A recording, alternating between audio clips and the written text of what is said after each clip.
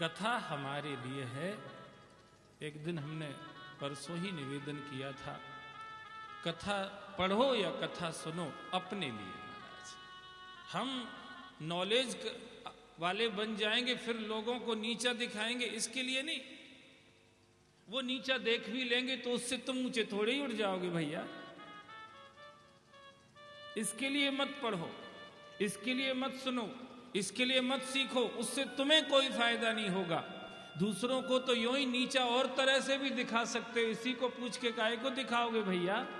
क्या फायदा होगा तुमको नीचा दिखा करके? अरे कुछ ऐसा करो तुम भी ऊंचे उठो और जिसके पास तुम बैठ जाओ वो भी ऊंचा उठे महाराज।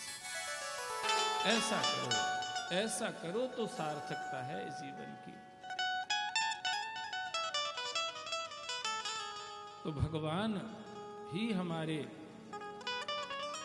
माता पिता हैं। लक्ष्मण जी को कह दिया, लौट करके भगवान के पास चले गए। इधर श्री सुखदेव जी महाराज कैसे भी लौटे नहीं। अरणी देवी के कहने से व्यास जी पीछे पीछे दौड़ने लगे, बेटा बेटा। आगे देखते क्या है, एक सरोवर में कन्याएं नहा रही हैं।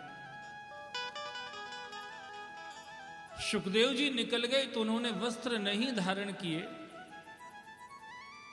पर जब व्यास जी निकल रहे थे तो दौड़ करके कपड़े पहनने लगी। व्यास जी ने पूछा, बेटा मैं बूढ़ा आदमी हूं, मुझको देख करके तुमको शर्म आ रही है? और वो यंग जवान निकल गया, उसको देख के शर्म नहीं आई। लड़कियां कहने लगी, महाराज आप तन से बूढ़े हो, जो आगे गया वो मन से बूढ़ा है। और अध्यात्म के रास्ते में जो मन से बूढ़ा है उसी को बूढ़ा माना जाता है। जयराम जी की बोलो। मन से बूढ़ा का मतलब यह है जिसने मन से इस संसार को जान लिया है, समझ लिया है और इसके कीचड़ से, इसके दलदल से ऊपर चला गया है। इसकी मर्यादाएं, इसका अनुशासन, इसके रीति रिवाज जो भी हैं, जिसने अपने जीवन को इससे ऊंचा उठा लिया है, जिसकी मनाह स्थिति उससे लगी हुई है। क्योंकि ग्रंथ तो ये कहते हैं, अमृत बिंदु उपनिषद कहता है, मन एव मनुष्याणाम कारणम बंधन मोक्षयो वंधाय विषय संगान मुक्त निर्विषम मना। सब कुछ मन के ऊपर ही निर्भर है भैया। तो वो शरीर में तुमसे भले ही छोटा है, पर मन की स्थिति में वो तुमसे बहुत बड़ा है। इसलिए उनके मन में संसार ही नहीं है तो उनके लिए शर्म की क्या बात बनती है? जयराम जी की बोलो। शर्म वहां होती है जहां संसार होता है।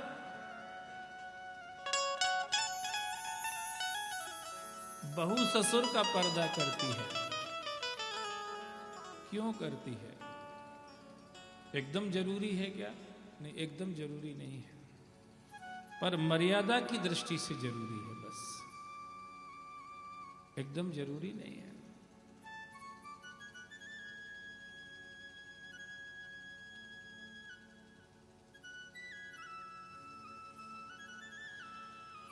मर्यादा की दृष्टि से जरूरी है।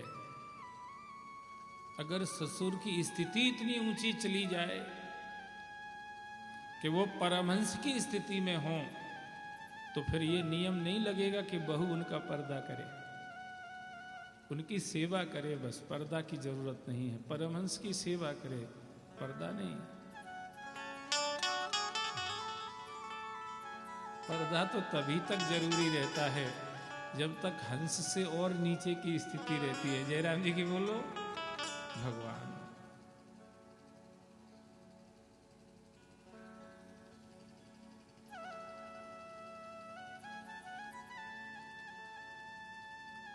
तो तुम तन वृद्ध हो, वो ज्ञान वृद्ध है। उनके मन में भेद ही नहीं है स्त्री और पुरुष का, इसलिए पर्दा करना न करना एक जैसा ही है। व्यास जी घबरा गए, यार ये जरा जरा सी लड़कियां इतनी बड़ी बड़ी बातें बोलती हैं। सच बात तो यह है वो लड़कियां कोई और नहीं थी, वेद की ऋचाएं ही थी। भगवान ने ये लीला रच दी थी, बीच में सरोवर बना दिया, उसमें वेद की ऋचाएं लड़कियों का रूप बना करके नहा रही हैं। और व्यास जी के माध्यम से हम सबको जो सच्चाई है वो बता रही हैं। व्यास जी इंसान नहीं है, जयराम जी की बोलो, ये हम बता दें आपको। भागवत कह रही है, व्यासम व्यासिकरम वंदे मुनिम नारायणम स्वयं यत प्राप्त कृपा लोका लोका मुक्तः कलेर्ग्रह। व्यास तो नारायण है, पर ये भगवान के जो विशिष्ट आत्माएं होती हैं, भगवान के यहां से जो विशेष रूप से भेजी हुई आत्माएं होती हैं, भगवान उन्हीं को माध्यम बना करके ऐसी ऐसी लीलाएं रचते हैं जिससे अपने जैसे साधारण लोगों को शिक्षा मिल जाती है।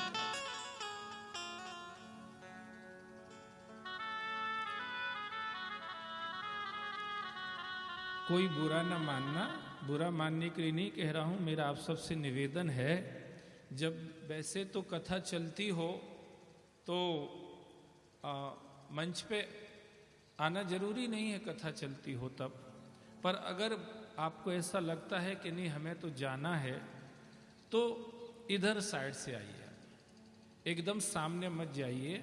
ये निवेदन कर रहा हूं मैं, आदेश नहीं कर रहा हूं।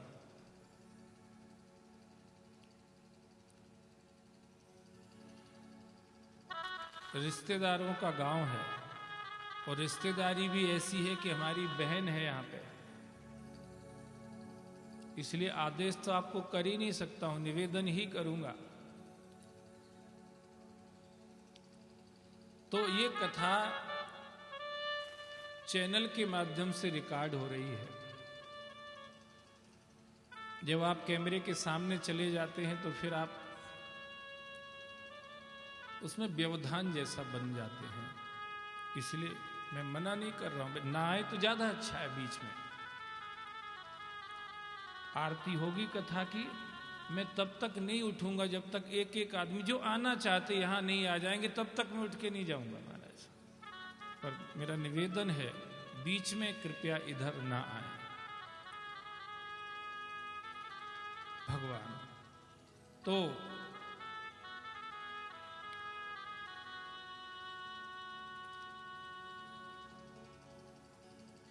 व्यास जी तो लौट के आ गए, सुखदेव जी आगे चले गए और जाकर के एक पत्थर की शिला पे बैठ के ध्यान मगन होने लगे। व्यास जी ने सोचा क्या करें, इसको कैसे वापस बुलाया जाए, तो उन्होंने अपने 2 सेवकों को भेज दिया कि जहां सुखदेव बैठ गए हों वहां जाकर के तुम भागवत के श्लोक बोलने लगना, बाकी काम सब अपने आप यही कर देंगे। गए महाराज, जहां सुखदेव जी बैठे थे, व्यास भगवान के भेजे हुए 2 सेवकों ने वहां जाकर के भागवत के श्लोक बोलना शुरू किया। बरहा पीरम नटवर बपुहो कर्णयो कर्णकार बिभ्रद्वासः कनक कपिसम वैजयन्ती चमारा रंधान वेणोर अधर सुधया पूरयन गोप वृंदय वृंदारण्यम स्वपद रमणम प्राविशत गीत कीर्ति। जैसे ही श्लोक बोला महाराज, सुखदेव जी के कान खड़े हो गए। ये ऐसा कौन है? वो सोचते थे भगवान निराकार होता है, जयराम जी की बोलो, तो निराकार में तो ये सब होता नहीं है। उसको तो कह दिया, बिन पग चले सुनय बिनु काना, कर बिन करम करे विधि नाना, आनन रहित सकल रस भोगी, बिनु वाणी वक्तावड़ जोगी, तन बिन परश नयन बिन देखा, ग्रहे ग्रान बिन बास शेषा, असब भांत अलौकिक करनी, महिमा जास जाय नहीं बरनी, जयम गावे वेद बुद्ध जाय धरे मुन ध्यान, सोई दशरथ सुत भगत हित कौशलपति भगवान। उसको तो ऐसे कह दिया है। फिर ये जो कह रहे हैं ये तो कुछ अलग तरह के ही बता रहे हैं। बरहा पीड़म, अरे मयूर पिच धारण किए हुए नटवर वपुहु, नट जैसा वेश बना रखा है। नट नहीं, नटों के भी नट जैसा, नटों को भी नट बनाने वाला। नट जो खेल दिखाते हैं उन खेलों को भी, उन खेलने वालों को भी खेल सिखाने वाला नटवर।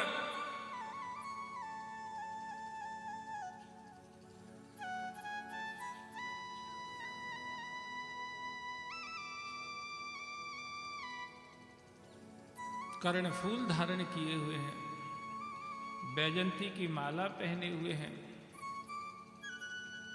रंधार वेणु,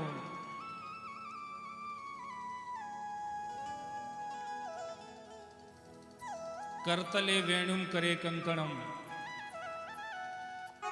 हाथ में वंशी लिए हुए हैं और अपने ओष्ठ पर रख करके उसको फूंक रहे हैं, बजा रहे हैं।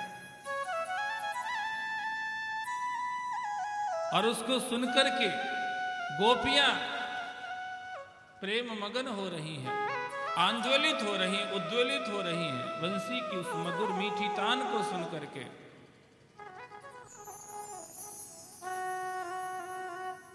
वृंदावन में ऐसे विहार करने वाले ये भगवान, वृंदावन की धरा को पावन करने वाले ये वृंदावन बिहारी लाल, यही सत कीर्ति वाले हैं संसार में, बाकी तो किसी की कीर्ति रहने वाली नहीं है। बजते थे जिनके नाम से डंके तीनों लोक में, चुप पड़े हैं मकबरों में, हूँ और हाँ कुछ भी नहीं। बजते थे जिनके नाम से, सच्ची कीर्ति तो इन्हीं की है, बाकी किसी का यश रहने वाला नहीं है।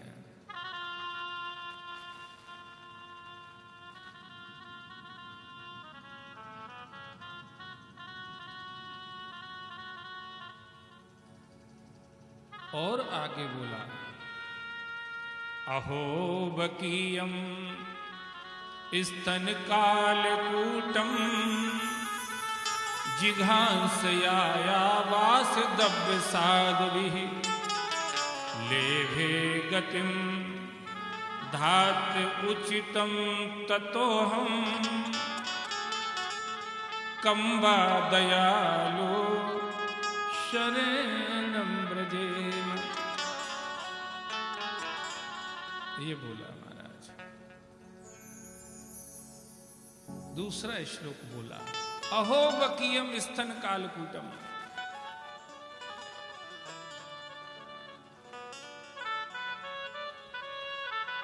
ओ पूतना जो अपने, सब लोग जयराम जी की बोलो, जो अपने स्तनों पर हलाहल जहर लगा के गई थी भगवान को मारने के लिए,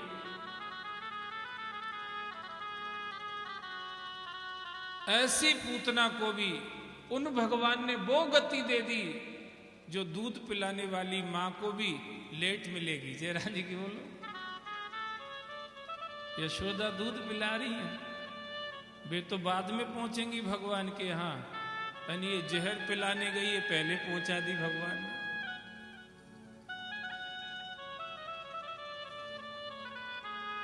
ऐसा जिन भगवान का स्वभाव है, जहर पिलाने वाले को भी भगवान अपने पास ले लेते हैं, अपना धाम दे देते हैं।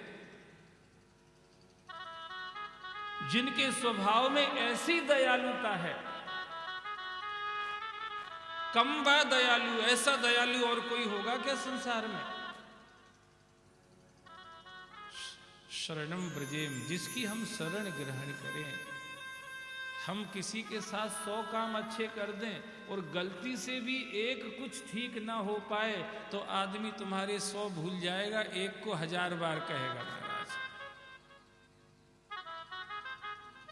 ये आपका सबका एक्सपीरियंस होएगा, मैं कोई अलग से ही नहीं बोल रहा हूं। आप 1000 काम अच्छे कर दीजिए किसी के, एक काम धोखे से भी अच्छा नहीं हुआ, इंटेंशनली नहीं, धोखे से भी अच्छा नहीं हुआ, सब भूल जाए, सब पानी में मिला देंगे, सब धूल में मिला देंगे जो आपने अभी तक किया था। ये संसार के लोगों की स्थिति है। ये परमात्मा को देखिए आप। जहर पिलाने गई पूतना को भगवान ने गोलोक धाम दे दिया। गोलोकम योगी दुर्लभम, जो बड़े बड़े योगियों को भी पहुंचना मुश्किल होगा वहां पर, वो परम धाम भगवान ने जहर लगा के आई हुई पूतना को दे दिया महाराज। जैसे ये सुना, सुखदेव जी उठ करके खड़े हो गए, भैया ये तुम किसके बारे में सुना रहे? मेरा तो दिल उछल रहा है, मेरा तो मन मचल रहा है इससे मिलने के लिए। ये कौन है?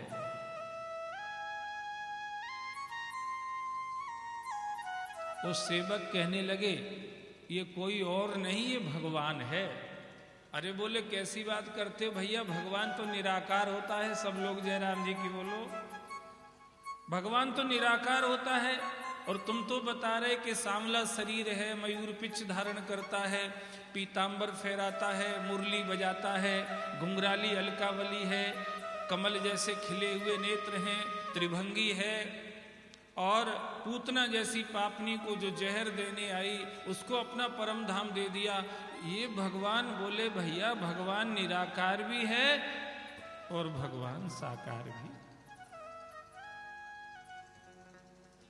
कोई कहता है भगवान साकार है, कोई कहता है ईश्वर निराकार है। ये अपने अपने मंतव्य है महाराज। कोई कहता है भगवान साकार है, कोई कहता है ईश्वर निराकार है। ना निराकार है ना ही साकार है, भक्त की भावना से तदाकार है। जाकी रही भावना जैसी, तिन्हें देखी मूर्ति प्रभु तैसी। जेहि के जेहि पर सत्य सनेहु, सोते ही मिलहे न कछु संदेह। ये यथा भजन्ते मां,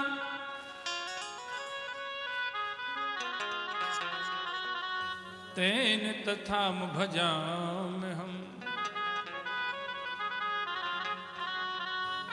ये यथा प्रपद्यन्ते माम, तेन तथा भजामि हम। मम वर्तमानु वर्तन्ते मनुष्याः पार्थ सर्वशः।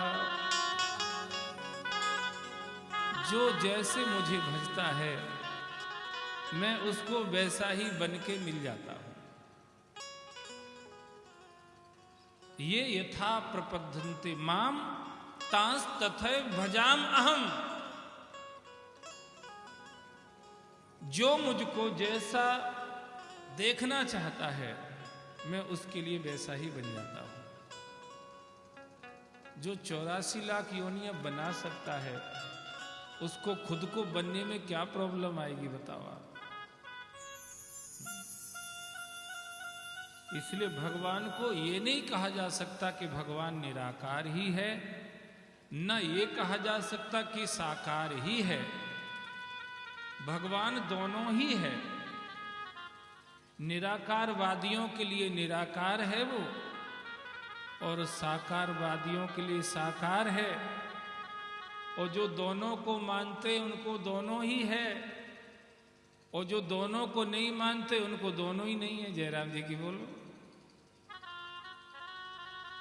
मानो तो मैं गंगा मां हूं, और ना मानो तो बहता पानी।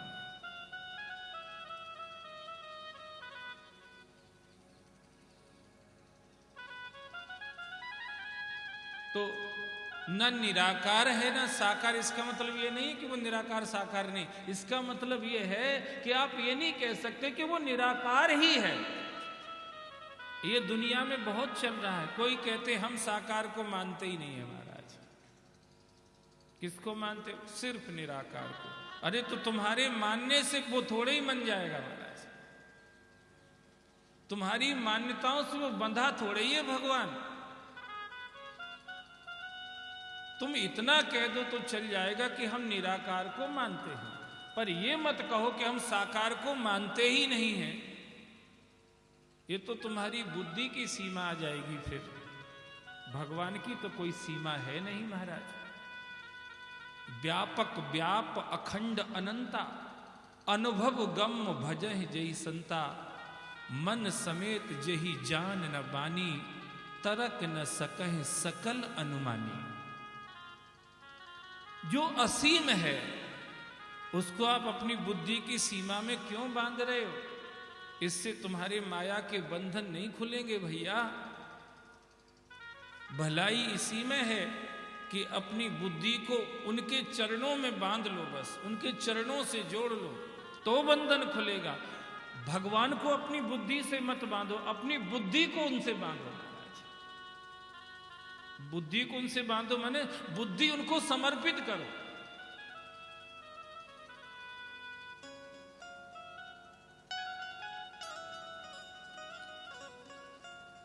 तभी इस माया से पार होंगे।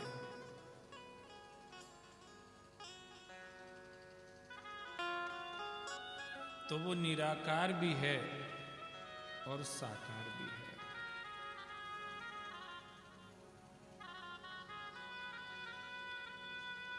सुखदेव जी कहने लगे कि यार निराकार से साकार बढ़िया दिख रहा है। इसकी आंखें भी हैं, मुंह भी हैं, कान भी हैं, पांव भी, हाथ भी हैं, चलता फिरता है, खाता पीता है, सुनता बोलता है, उठता बैठता है, व्यवहार करता है, और इसका स्वभाव इतना अच्छा है कि पास में आए हुए के अवगुणों को नहीं देखता, सिर्फ गुणों को देखता है। बस जो पास में चला जाए उसके अवगुण नहीं देखता, ये गुण ही देखता है। इतना बढ़िया स्वभाव इसका है। मन तो हमारा भी हो रहा है भैया कि हम इसी की भक्ति करें, पर तुम कह रहे हो कि माखन मिश्री खाता है, तो हमारे पास तो भैया लंगोटी के भी पैसे नहीं हैं। हम माखन मिश्री इसके लिए कहां से लेके आएंगे? तब भगवान के पार्षदों ने कहा कि ऐसा नहीं है कि ये खाता ही है, जो खिलाते हैं उनके हाथ से खाता है, और जिनके पास खिलाने के लिए नहीं होता ये उनको खिलाता भी है।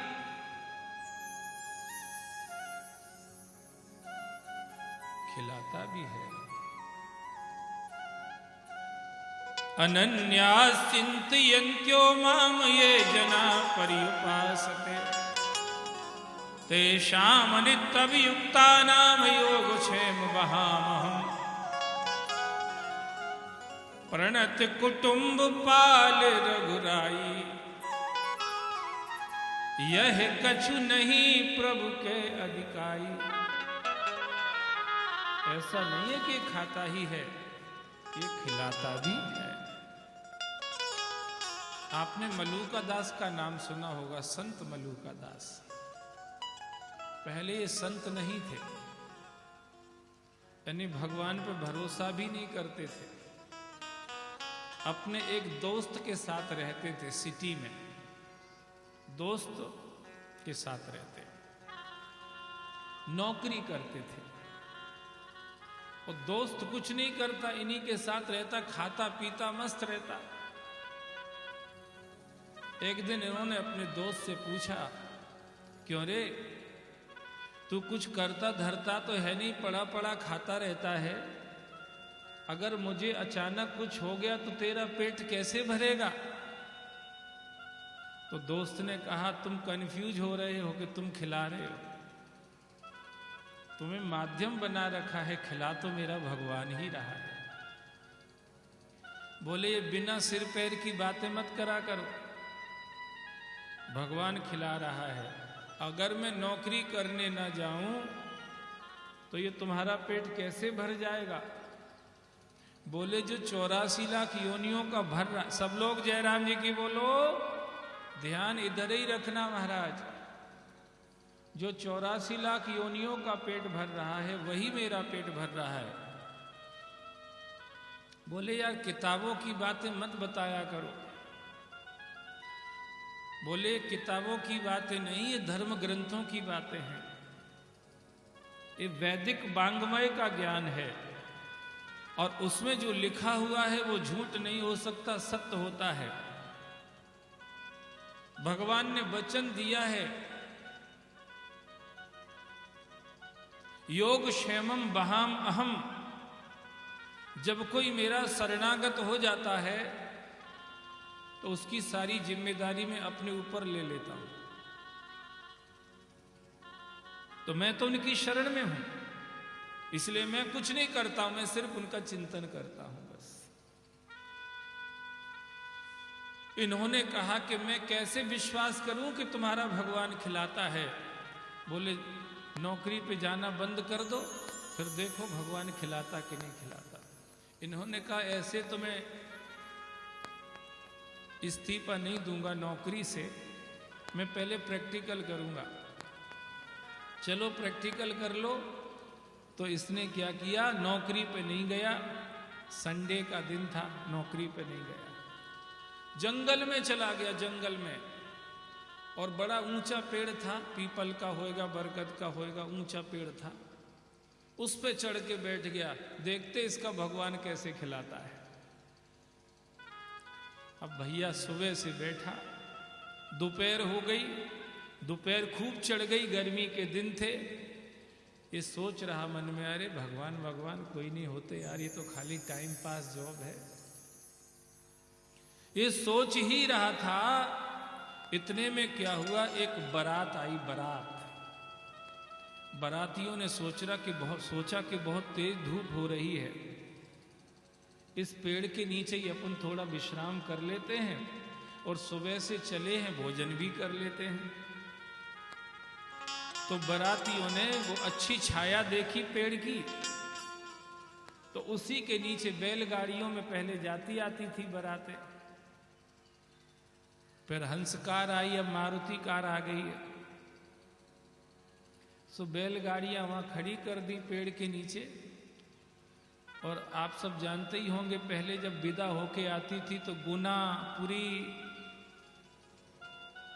माठे, अब बड़े बड़े बूंदी के लड्डू, मैदा की पतली वाली ऐसी बड़ी बड़ी पूरी वे बनती थी महाराज। बोले यार सुबह से निकले, अब तो पेट में चूहे कूदने लगे, बहुत तेज भूख लग रही, चलो भोजन कर लेते हैं। सो से पला बंधे रखे थे, पला सब छोड़ के रख दिए सामने, और जो खाने के लिए बैठे तो हुआ क्या, उसी समय डाकुओं का गिरोह आ गया। जो डाकुओं का गिरोह आते देखा तो ये तो वो भोजन तो वहीं छोड़ दिया और बहू को बैलगाड़ी में लेके भगे वहां से। अब भोजन वहीं रह गया, बारात भग गई महाराज। डाकू बेचारे कई दिन से भूखे थे। उन्होंने सोचा कि देखो आज भगवान ने अपने को खाने को दिया, चलो बैठ के आज खूब पेट भर के खाएंगे। किसी डाकू के माइंड में आया कि यार ऐसा ना हो ये कोई मुखबर उखबर टाइप के हों, कहीं जहर मेहर मिला के चले गए हों तो सब यहीं मर जाएंगे। उस गोली से बच जाते, जहर की गोली से ही मर जाएंगे। बोले फिर क्या करें? बोले पहले ऐसा करो, कोई दिख जाए उसको पकड़ के लाओ, उसको खिलाओ, और देखो आधा घंटा तक अगर वो स्वस्थ रहता है तो अपन खाएंगे, नहीं तो नहीं खाएंगे। बोले यहाँ बियाबान जंगल में अब कौन मिलेगा? तो किसी ने इधर देखा, किसी ने उधर देखा, किसी ने उधर देखा, किसी ने उधर देखा, एक ने ऊपर देखा। जो देखा, अरे भैया एक बाराती रह गया है, बुलाओ इसको नीचे, उतरो। डाकुओं की धमक में फट से नीचे आ गया। चल बैठ, जल्दी सामने बैठ जा। बिठाया, लो पहले पूरी खाओ, देखते इसमें जहर तो नहीं है। पूरी खिलाई महाराज, हर पला में से, डलिया में से एक एक पूरी खिला दी। अब गुना खाओ, गुना भी खा लिया। अब लड्डू खाओ। जितने आइटम थे हर चीज को खिलाते जा रहे। ऐसा पेट भर दिया जबरदस्ती खिला खिला के कि बेचारे को ये लगा कि अब तो हाजमोला की गोली के बिना काम, ऐसा खिला दिया। आधा घंटा बिठाया कि बैठो, उसके बाद जाना। उसमें कुछ मिला तो था ही नहीं। देखा कि इस पे कुछ असर नहीं हो रहा है, जाओ भगो यहां से। तो भग के आया वो, और आकर के अपने दोस्त के चरण पकड़ लिए महाराज कि आज समझ में आया है तुम्हारा भगवान प्यार से ही नहीं, मार मार के भी खिलाता है। उसी दिन से उसने नौकरी से इस्तीफा दे दिया और जगत को कहा, अजगर करे न चाकरी और पंछी करे न काम, दास मलूका कह गए सबके दातारा, देनहार कोई और है, देवत है दिन रैन, लोग भरम हम पे करें तासु नीचे। उस दिन से उसने नौकरी छोड़ दी, इस संसार की नौकरी छोड़ दी और भगवान का भजन करने लगा। राधे श्याम से प्यारा, राधे श्याम से प्यारा, घन श्याम से दुलारा, दूजा कोई नहीं। राधे श्याम से प्यारा, घन श्याम से दुलारा, दूजा कोई नहीं। ओ मेरे श्याम से प्यारा,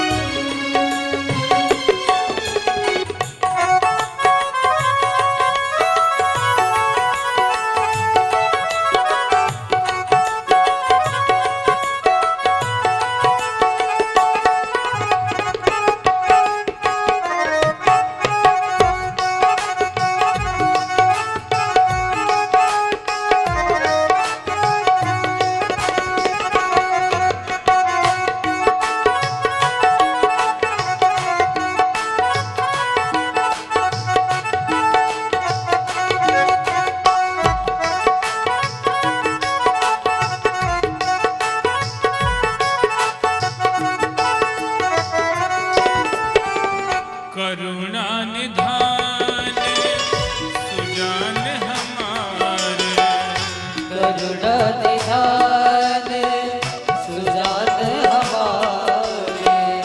दीन बंधु अति मृदुल प्यारे, दीन बंधु अति मृदुल प्यारे।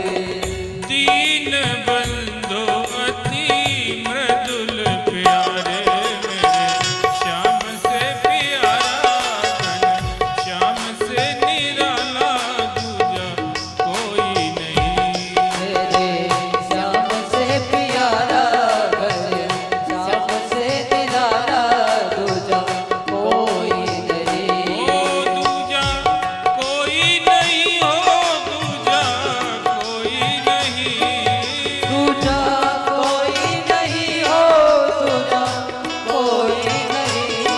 मेरे श्याम से प्यारा घन श्याम से निराला दूजा कोई नहीं। मेरे श्याम से प्यारा घन श्याम से निराला दूजा कोई नहीं। दूजा कोई नहीं, दूजा कोई नहीं। दूजा कोई नहीं। बोलो श्याम सुंदर भगवान की जय हो। भगवान खाते भी हैं और जिनके पास खाने को नहीं होता उनको खिलाते भी हैं। प्रणत कुटुंब पाल रघुराई। जैसे ये सुना, सुखदेव जी उठ करके खड़े हो गए। और सुनाओ, मैं और सुनना चाहता हूं इनके बारे में। जो भगवान इतने अच्छे हैं, जिनकी कीर्ति को सुन सुन के मन ही नहीं भरता है। भैया और सुनाओ। बोले हमें तो इतना ही याद था, और सुनना है तो वहीं चलना पड़ेगा जहां से भग के आए हो। तो भगवान की पवित्र कीर्ति को सुनने के लिए सुखदेव जी महाराज लौट करके अपने पिता व्यास के पास आ गए।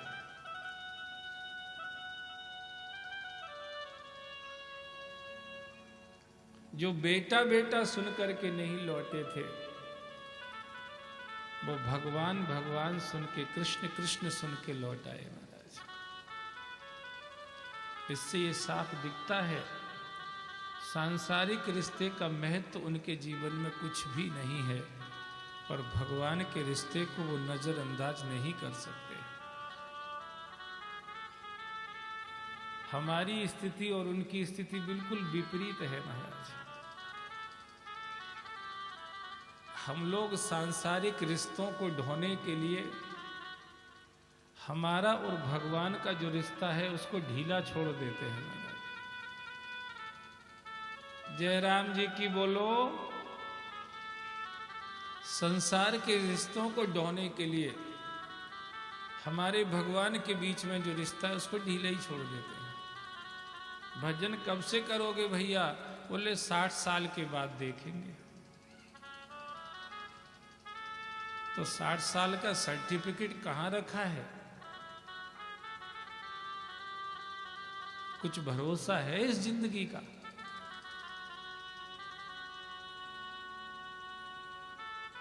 एक क्षण में क्या हो जाएगा पता नहीं।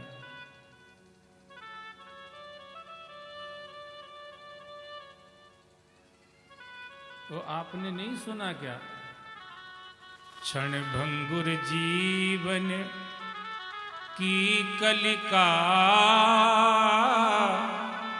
कल प्रात को जाने खिली न खिली।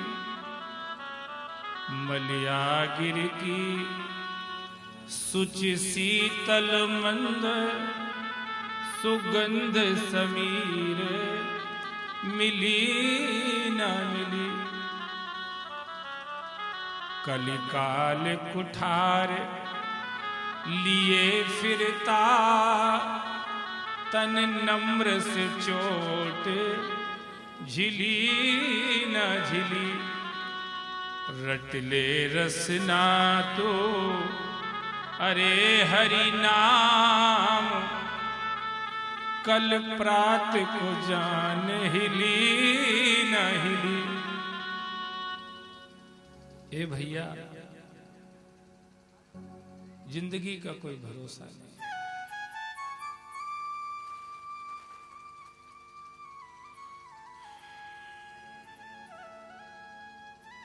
आधा घंटे पहले जो जाते हैं स्वस्थ, आधा घंटे के बाद ही कुछ और समाचार आ जाता है। ऐसी अस्थिर जिंदगी में आदमी बड़े लंबे लंबे सपने संजोता रहता है। अस्थिर जिंदगी है, कब हाथ से निकल जाए, कब किसका नंबर आ जाए, कुछ भी पता नहीं है। पर फिर भी दुनिया के लंबे लंबे सपने देखता है।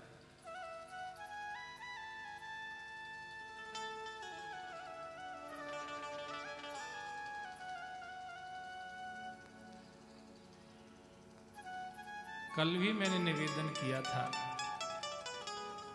सच में अगर भजन करने की इच्छा हो तो पहले मौत को याद किया करो। तो ये तुम्हारे जो अरमान है ना, ये ठंडे पड़े रहेंगे। दुनिया के अरमान ये ठंडे बस्ते में पड़े रहेंगे और तुम्हारा मन भगवान के भजन में लगता रहेगा। शास्त्र कहते हैं शुभस्य शीघ्रम, जो अच्छा काम हो उसको पहले करना चाहिए, जल्दी करना चाहिए। अब सबसे अच्छा काम भजन है कि कुछ और है भैया?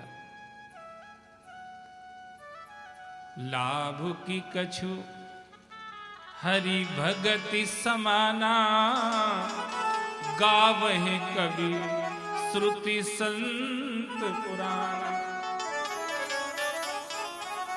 हानि की जग यही सम कछु भाई, भजिय न राम है नर तनु पाई। नर तन भवो बारिदि कहाँ बेरो, सन्मुख मरुत अनुग्रह मेरो। कर्णधार सदगुरु दृढ़ नावा, दुर्लभ साज सुलभ कर पावा। जो न तरे भव सागर नर समाज अस पाए, सो कृत निंदक मंदमती आत्मा हन गति जाए।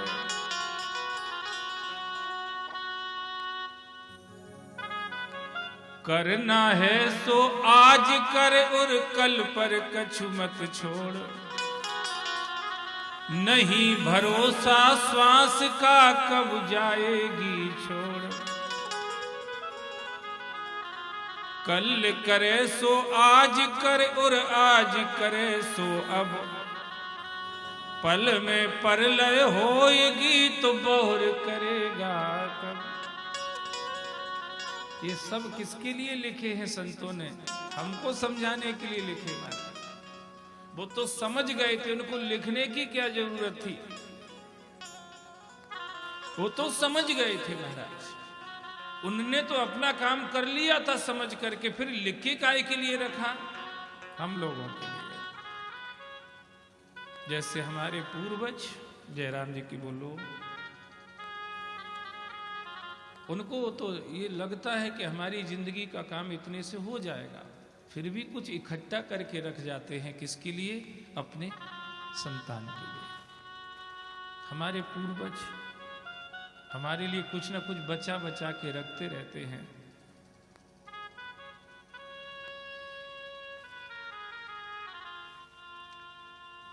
तो ये जो हमारे तन के रिश्तेदार हैं,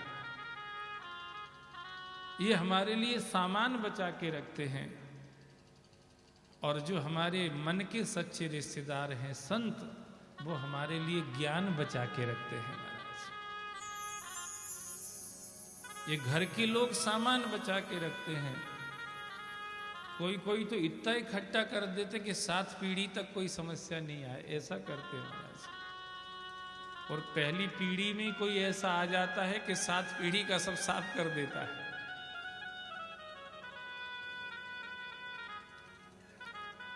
अपने इधर की कहावत है, अपने देश की, पूत कपूत तो का धन संचय और पूत सपूत तो का धन।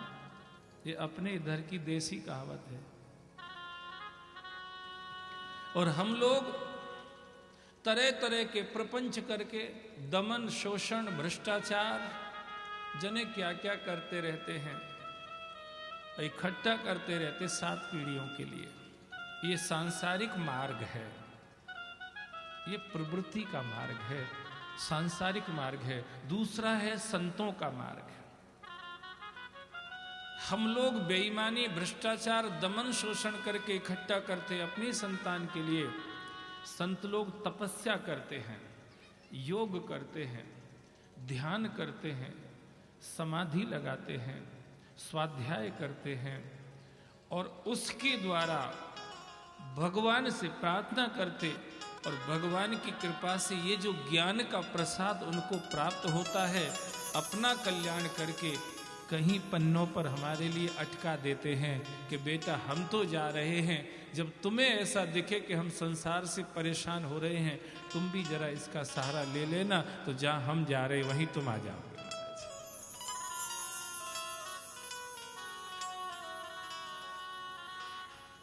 हमारे घर के रिश्तेदार सामान इकट्ठा करते हैं, हमारे सच्चे हितैषी संत हमारे लिए ज्ञान इकट्ठा करते हैं।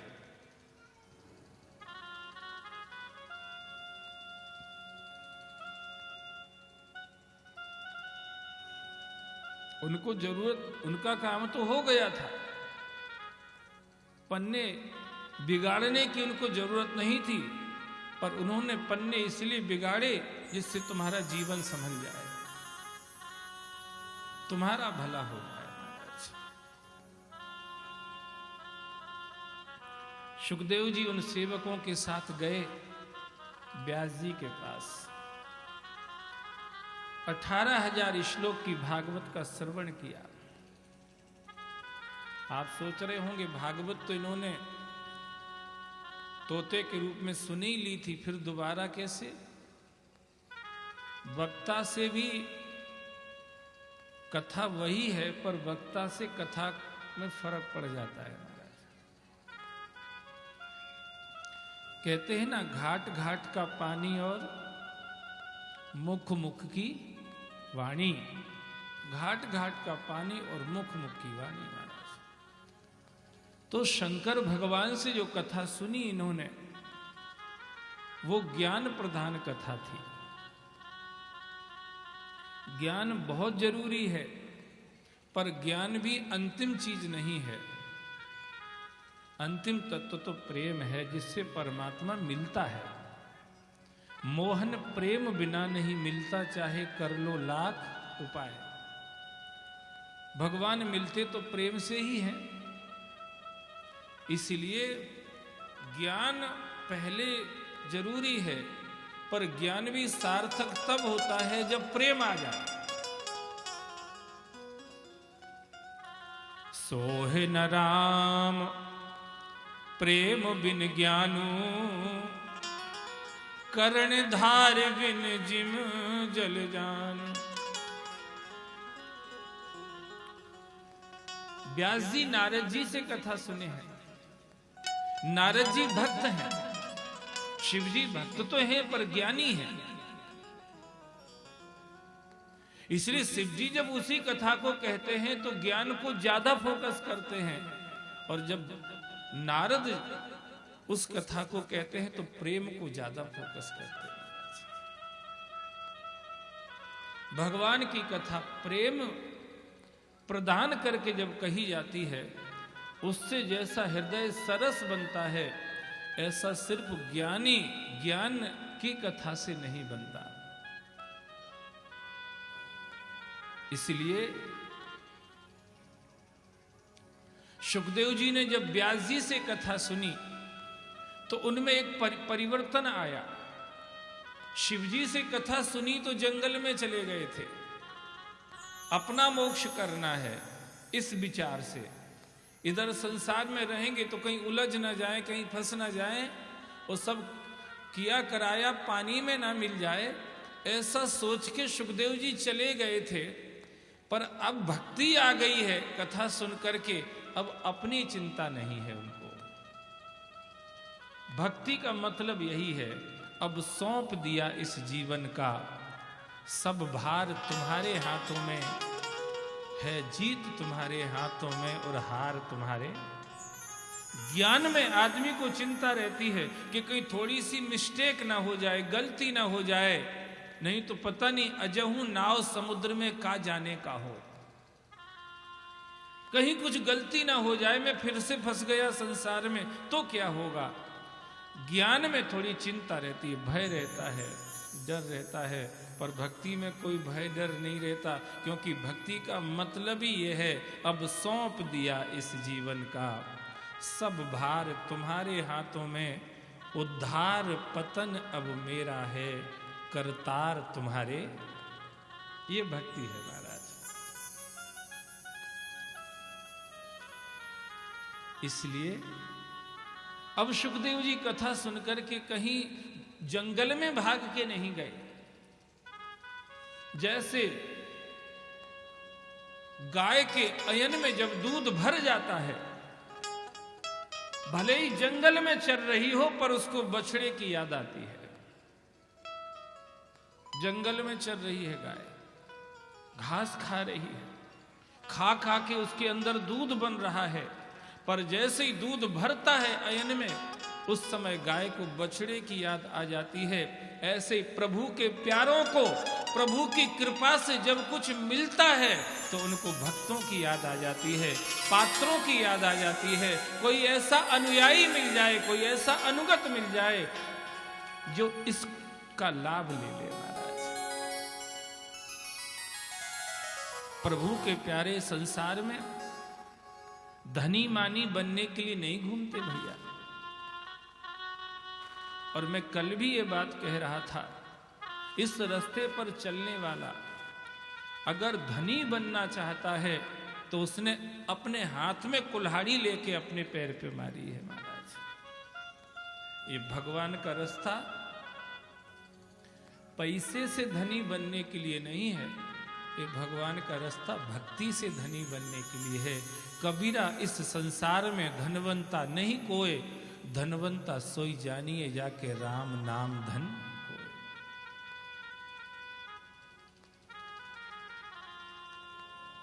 कोई पात्र मिल जाए, कोई योग मिल जाए,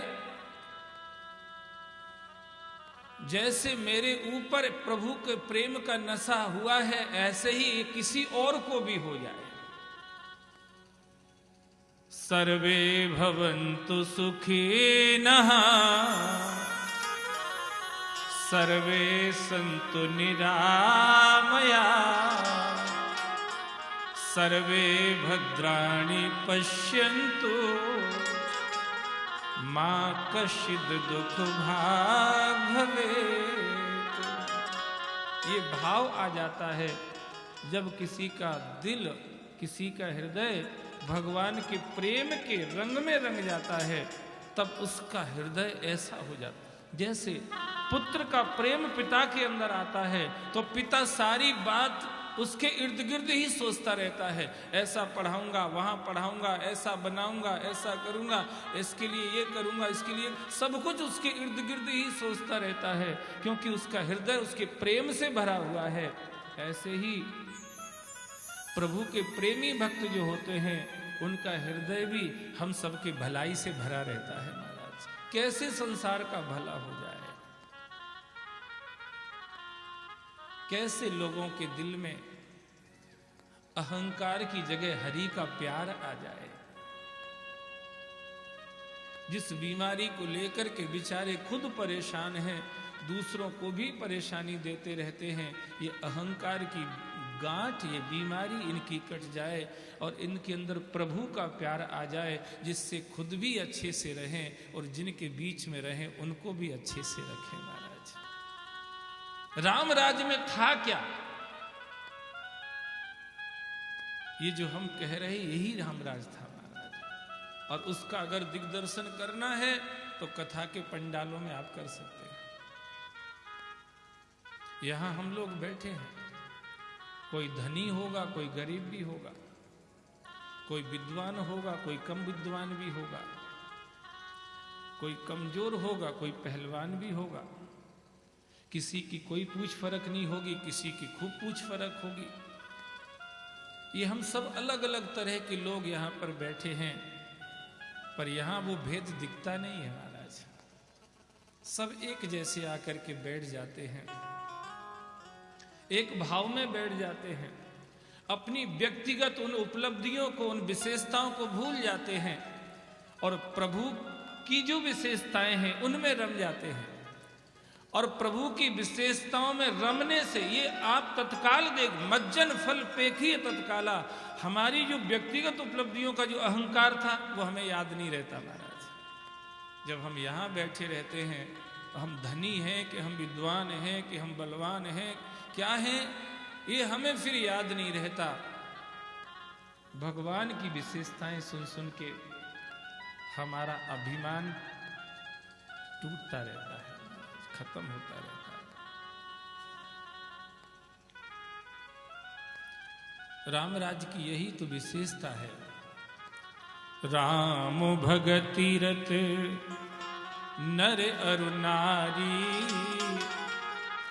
सकल परम गति के अधिकारी, सब नर करहे परस्पर प्रीति। भगवान की भक्ति आने से जैसा प्रेम भगवान से हो जाता है, वैसा ही प्रेम भगवान की दुनिया से हो जाता है। सब नर करहे परस्पर प्रीति, चलहि स्वधर्म निरत श्रुति रीति, तो अल्प मृत्यु नहीं कबनिहु पीरा, सब सुंदर सब बिरुज शरीरा, सब निर्दम्भ धर्म रत पुनि, नर अरु नारी चतुर सब गुनी। राम राज बैठे त्रैलोका, हर्षित भये गए सब शोका, बयरु न करे काहू सन कोई, राम प्रताप विषमता खोई। ये भक्ति है महाराज, पत्थर को भी, पत्थर दिल को भी पिघला देती है ये, और उसको फूल की तरह खिला देती है। देखने में भी अच्छा लगता है, खुशबू आ जाए तो भी अच्छा लगता है, रख लीजिए तो भी अच्छा लगता है, पहन लीजिए तो भी अच्छा लगता है। फूल हर स्थिति में, पेड़ में लगा हो तो भी अच्छा लगता है, फूल हर स्थिति में अच्छा लगता है। ऐसे जिसके जीवन में भक्ति आ जाती है वो हर स्थिति में अच्छा लगता है। ये भक्ति एक एक आदमी को चाहिए। ये भक्ति ऐसी नहीं है कि खाली जंगल में रहने वाले बाबाओं को चाहिए। जयराम जी की बोलो, राम भगति रत नर अरु नारी। बहुत सारे लोग तो यही सोचते हैं, ये भैया भजन वजन से तो हमें डर लगता है। क्यों? अरे बोले भजन वजन में लग गए तो बाबा जी बनना पड़ेगा। बहुत सारे लोग तो इस डर से इधर नहीं आते, बाबा जी नहीं बनना। अरे बाबा जी बनने की बात ही नहीं आएगी। आप 7 दिन सुनते रहिए,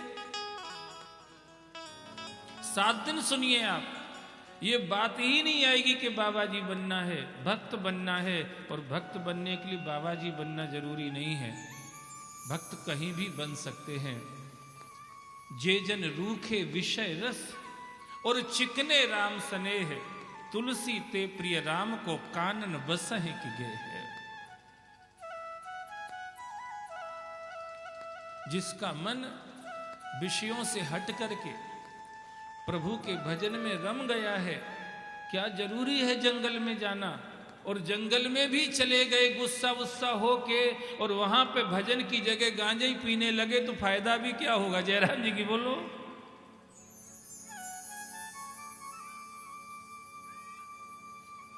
कई जगह ऐसा ही होता है।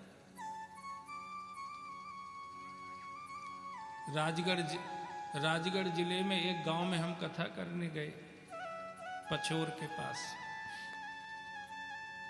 तो कथा शुरू होने में थोड़ा टाइम लग रहा था, यज्ञ भी चल रहा था, नहीं कथा भी होनी थी, थोड़ा टाइम लग रहा था। अब बोले ऐसा करते, आपको संतों के पास बिठा देते। हमने कहा चलो भैया, हमने भी सोचा संतों के पास बैठेंगे, तब तक कुछ अपने को भी अच्छी अच्छी बातें सुनने को मिलेंगी। एक कमरे में सब इकट्ठे बैठे थे। जो उनने दरवाजा खोल के मुझे घुसेड़ा, उसमें भैया ऐसा धुआं धुआं फैल रहा था, मेरे को तो घबराहट हुई। मैंने कहा इन संतों के पास मुझे नहीं बैठना, इन संतों की संगति में हम नहीं बैठेंगे।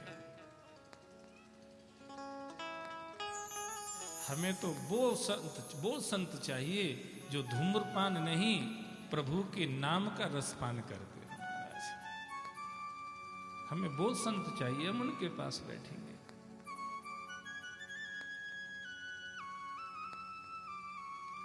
हम तो निकल आए भैया, हमारी बाहर कुर्सी रख दो, हम इधर ही बैठे रहेंगे। कम से कम आंख बंद करके थोड़ी देर प्रभु को याद तो करते रहेंगे। वहां बैठ के तो धुआं में वैसे ही मर जाएंगे हम तो, हमें नहीं सहन होगा ये। भैया भक्ति करने के लिए जंगली होना जरूरी नहीं है। हाँ, अगर वहां जाके ही आप कर लेंगे तो हम मना भी नहीं कर रहे हैं, पर सावधान रहना, कुछ और मत करने लग जाना भजन की जगह।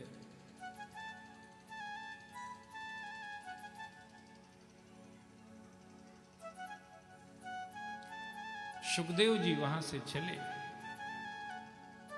कोई पात्र मिल जाए और मैं उड़ेल दूं। प्रभु की कथा का प्रेम अमृत लेकर के चले, भक्ति का अमृत लेकर के चले। उसी समय क्या हुआ, कौरव और पांडवों के बीच में महाभारत का युद्ध हुआ। संजय ने धृतराष्ट्र को पहले ही घोषणा करके बता दिया, यत्र योगेश्वरः कृष्णो यत्र पार्थो धनुर्धरः तत्र श्रीर्विजयो भूतुर् ध्रुवानीतिर्मतिर्मम।